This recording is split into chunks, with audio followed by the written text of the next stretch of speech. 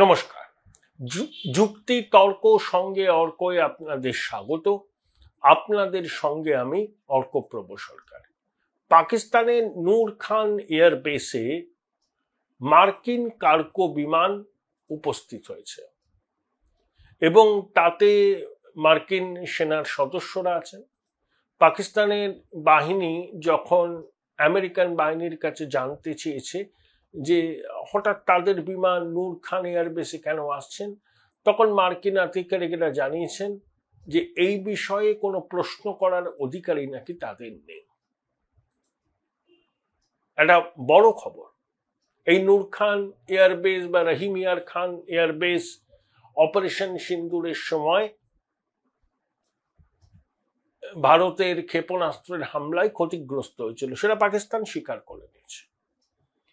তো আমরা বিভিন্ন দেশে সংসদীয় প্রতিনিধি দল পাঠিয়েছি, তারা আমাদের অবস্থান ব্যাখ্যা করেছে। পাকিস্তান যেটা রোগ স্টেট সেটা আমরা তুলে ধরেছি, যেমন আমাদের বিরুদ্ধে যে কোনো সন্ত্রাসবাদী হামলা সেটা আমরা আমাদের দেশের বিরুদ্ধে যুদ্ধ বলে বিবেচনা করব এবং এই হামলার প্রত্যুত্তর সামরিকভাবে দেয়া হবে, এটা আমরা পরিষ্কার করে বলে দিয়েছি। তো আমাদের দেখা দেখি পাকিস্তানও গেছে, হিনাল আব্বানি খান, বিলাওয়াল জারদারি, তারা সব গেছেন। তো বিলাওয়াল জারদারিকে আমেরিকায় প্রশ্ন করা হয়েছে সাংবাদিকরা, যখন বিলাওয়াল জারদারি বলছেন যে ভারতবর্ষে ধর্মীয় সংখ্যালঘুদের নিপীড়ন করা হয়, তারা দ্বিতীয় শ্রেণীর নাগরিক হিসাবে চিহ্নিত হন, তাদের সেভাবেই ট্রিট করা হয়, তখন একজন সাংবাদিক তাকে জিজ্ঞাসা করেছেন, এই যে আমরা ভারতের ব্রিফিং দেখেছি, কর্নেল সাফিয়া কুরেশি, তিনি তো একজন মুসলিম মাতৃশক্তি, তিনি তো ভারত সরকারের সেনাবাহিনীর ভূমিকা ব্যাখ্যা করলেন, আপনার এই অভিযোগের ভিত্তি কি? বিলাওয়ালকে রীতিমতো ঘামতে দেখা যায়। তারপর মার্কিন কংগ্রেসের এক সদস্য বলেছেন, এত কথা যে বলছেন, তা জৈশে মোহাম্মদকে আপনারা নির্মূল করছেন না কেন? জৈশে মোহাম্মদ ড্যানিয়েল পার্লের হত্যাকাণ্ডের সঙ্গে যুক্ত। পৃথিবীতে যে যে সন্ত্রাসবাদী হামলা হয়েছে কোনো না কোনো ভাবে তার সঙ্গে পাকিস্তান যুক্ত। পাকিস্তান সন্ত্রাসবাদের বিশ্ববিদ্যালয়। সেই আমেরিকান কংগ্রেসের সম্মানীয় সেনেটর বিলাওয়ালকে পরিষ্কার বলেছেন, এত কথা বলার আগে আয়নায় নিজেদের মুখটা দেখুন, সন্ত্রাসী পরিকাঠামো ধ্বংস করুন, এমন পদক্ষেপ নিন যে জৈশে মোহাম্মদের মতো সংগঠন চিরতরে নির্মূল হয়ে যায়। মাসুদ আজহার কান্দাহার বিমান ছিনতাই, তারপর তাকে বাধ্য হয়ে ছেড়ে দেওয়া, এগুলো আমরা জানি। তারপরেও 26/11 মুম্বাই হামলা সহ বহু হামলার সঙ্গে মাসুদ আজহার যুক্ত, ড্যানিয়েল পাল হত্যাকাণ্ডের সঙ্গে তারা যুক্ত, এবং তারা প্রকাশ্যে করে বেড়ায়। ওই পাকিস্তান বলে আমরা অ্যারেস্ট করেছি, ওগুলো লোক দেখানো। জনবহুল এলাকায় জৈশে মোহাম্মদের ঘাঁটি আছে, পাক আর্মি আইএসআই নিরাপত্তায় বহাল তবিয়তে সপরিবারে থাকে না। সম্প্রতি অপারেশন সিন্দুরে জৈশে মোহাম্মদের ঘাঁটি বাওয়ালপুর ধ্বংসস্তূপে পরিণত হয়েছে। মাসুদ আজহারের অনেক আত্মীয় স্বজন নিহত হয়েছেন, মাসুদ আজহার স্বীকার করেছেন, এবং তাদের শেষকৃত্যে আমরা পাক বাহিনী আইএসআইয়ের বড় কর্তাদের দেখেছি এবং জঙ্গিদের কফিনে পাকিস্তানের জাতীয় পতাকা দেখেছি। অর্থাৎ প্রমাণিত যে সন্ত্রাসবাদ পাকিস্তানের রাষ্ট্রধর্ম। আমেরিকান সেনেটর এইটাই বলেছেন যে নির্মূল করুন জৈশে মোহাম্মদকে, তারপরে তো এই সমস্ত কথা বলবেন, ভারতের বিরুদ্ধে কথা বলবেন। আপনাদের ডক্টর শাকিল আফ্রিদির কথা মনে আছে? তিনি ওই খাইবার পাখতুনওয়া প্রভিন্সে একটা পোলিও ক্যাম্প অর্গানাইজ করেছিলেন। আমেরিকার গুপ্তচর সংস্থার উদ্যোগে ডক্টর শাকিল আফ্রিদি আমেরিকার ঘনিষ্ঠ ছিলেন।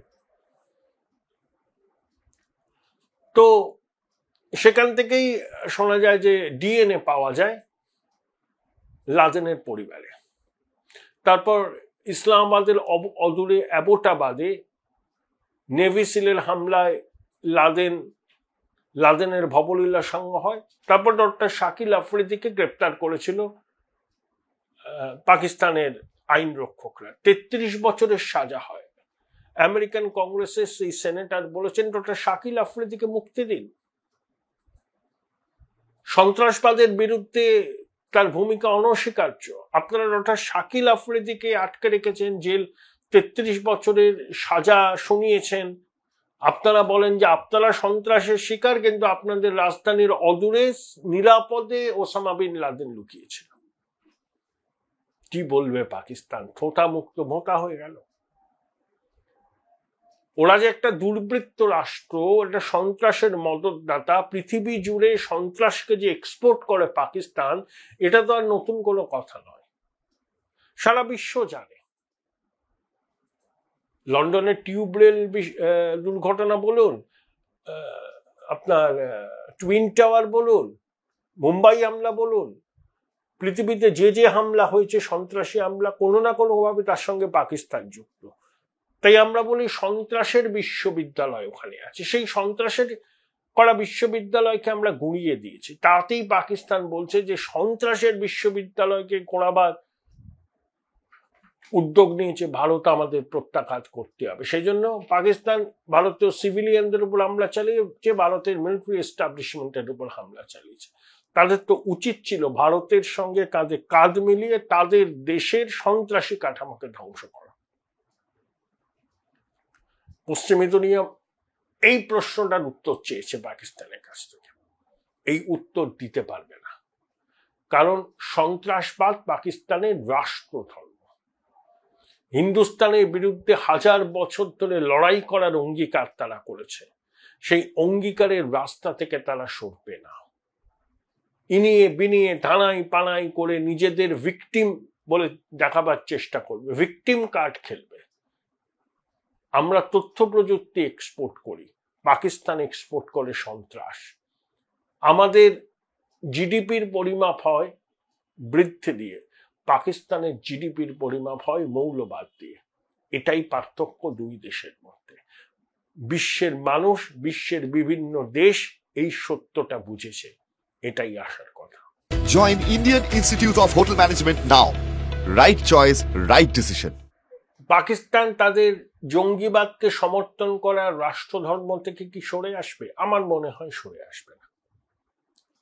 পাকিস্তান নিজের অখণ্ডতা বজায় রাখতে পারবে। সম্প্রতি গিলগিট বাল্টিস্তানের মানুষ রাস্তায় নেমেছিল রাওয়ালপিন্ডি ইসলামাবাদের শোষণের বিরুদ্ধে। কারাকোরাম হাইওয়ে তারা অবরোধ করে রেখেছিল 72 ঘন্টা। সেখানকার মানুষ পথে নামছেন পাকিস্তানের শাসকদের শোষণের বিরুদ্ধে।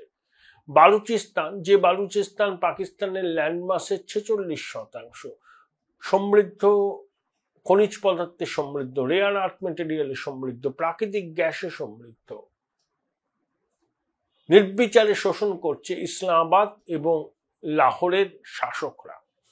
লাহোর ইসলামাবাদের অভিজাততন্ত্র পুষ্ট হচ্ছে বালুচিস্তানের গরিব মানুষকে শোষণ করে। তার বিরুদ্ধেই পথে নেমেছেন বালুচ বিদ্রোহীরা। আজ না হয় কাল পাকিস্তান কয়েক টুকরে ভাগ হবে। 71-এ তাদের অঙ্গহানি হয়েছিল, পূর্ব পাকিস্তান ভেঙে স্বাধীন বাংলাদেশ তৈরি হয়েছে।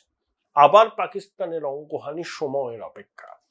খাইবার পাখতুনওয়া এবং বালুচিস্তান তারা পাকিস্তানের সঙ্গে বেশি দিন থাকবে না। পাকিস্তান ক্র্যাকডাউন করবে, মিলিটারি মাইট দেখাবে, কিন্তু তা সত্ত্বেও স্বাধীনতা সংগ্রামী বালুচদের স্বাধীনতার আকাঙ্ক্ষাকে তারা দমন করতে পারবে না। এই যখন পাকিস্তানের চেহারা। আর পৃথিবীর সর্বোচ্চ রেল সেতু চেনাব ব্রিজের উদ্বোধন হলো ভারতে, নরেন্দ্র মোদী করলেন। কাশ্মীরের সঙ্গে মেনল্যান্ড ইন্ডিয়ার রেল যোগাযোগ তৈরি হলো। পেহেলগামের জঙ্গি হানার পর পর্যটন নিয়ে বা কাশ্মীরিদের মধ্যে যে আশঙ্কা তৈরি হয়েছিল, সেই আশঙ্কাও আস্তে আস্তে কেটে যাবে এবং কাশ্মীর আবার ট্যুরিজম ডেস্টিনেশন হিসেবে চিহ্নিত হবে। সারা বিশ্ব এবং বিশ্ব থেকে মানুষ, সারা বিশ্ব এবং দেশের বিভিন্ন প্রান্ত থেকে মানুষ আবার কাশ্মীরে যাবে। কাশ্মীর যখন ঘুরে দাঁড়াচ্ছে, স্বাভাবিক ছন্দে ফিরছে, তখনই পাকিস্তান এই স্বাভাবিকতাকে নষ্ট করার জন্য নৃশংস জঙ্গি হামলা চালিয়েছিল এবং বেছে বেছে ধর্ম পরিচয় জেনে পর্যটকদের খুন করা হয়েছিল। জবাব আমরা দিয়েছি। পাকিস্তান যদি আবার কোনো মিস অ্যাডভেঞ্চার করার চেষ্টা করে, সমুচিত জবাব পাবে। আমাদের নতুন ডক্ট্রিন এটাই, আমাদের দেশে কোনো সন্ত্রাসবাদী হামলা হলে যারা করলো সেই সন্ত্রাসবাদী গোষ্ঠী, এবং যে দেশের মাটি থেকে এই সন্ত্রাসবাদী হামলা পরিচালনা হলো, আমরা কিন্তু দুজনকেই আমাদের শত্রু হিসাবে চিহ্নিত করব, এবং ভারতে সন্ত্রাসবাদী হামলা ভারতের উপর যুদ্ধ হিসাবে বিবেচিত হবে এবং প্রত্যুত্তর হবে সামরিকভাবে। এটা যেন পাকিস্তান জেনে নেয়, এবং সারা বিশ্বের কাছে এটাই কিন্তু আমাদের বার্তা। আমরা সম্প্রসারণবাদী রাষ্ট্র নই, আমরা শান্তিপ্রিয় রাষ্ট্র, কিন্তু আমাদের মাতৃভূমিকে রক্তাক্ত করার কোনো চেষ্টা হলে স্বল্প শক্তি দিয়ে আমরা তার প্রতিরোধ করব। সন্ত্রাসবাদের বিরুদ্ধে লড়াই সামরিকভাবেই দেয়া হবে, সেখানে কোনো নিউক্লিয়ার ব্ল্যাকমেলিং করার কোনো স্কোপ থাকবে না।